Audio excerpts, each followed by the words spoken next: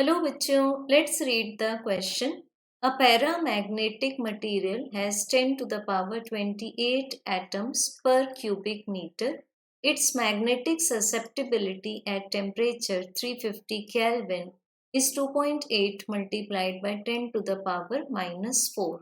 Its susceptibility at 300 Kelvin is. So बच्चों given है हमें question में एक paramagnetic material। अब फर्स्ट ऑफ ऑल गिवन है हमें इसकी एटम डेंसिटी, सो इसको मान सकते हैं n। This is 10 to the power 28 atoms per meter cube. अब बच्चों गिवन है हमें दो केसेस इस क्वेश्चन में for the paramagnetic material, case 1 and case 2।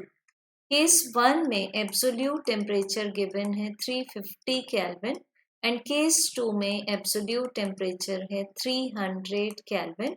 अब बच्चों केस 1 में ससेप्टिबिलिटी गिवन है Xi1 2.8 multiplied by 10 to the power minus 4 unitless, and case 2 में फाइंड करनी है हमें इसकी susceptibility.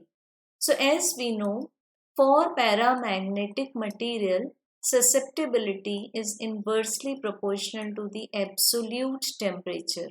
So the product of susceptibility and the absolute temperature will remain constant. तो बच्चों हम लिख सकते हैं पहले केस 2 के लिए Xi2 T2 equal to case 1 के लिए Xi1 T1।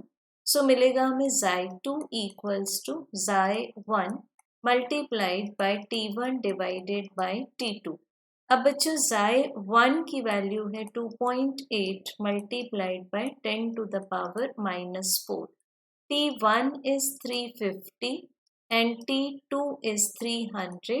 सो बच्चों इसको जब हम लोग सॉल्व करेंगे तो हमें Xi2 का आंसर मिलेगा 3.267 multiplied by 10 to the power minus 4। So correct answer is option number 4। Thank you.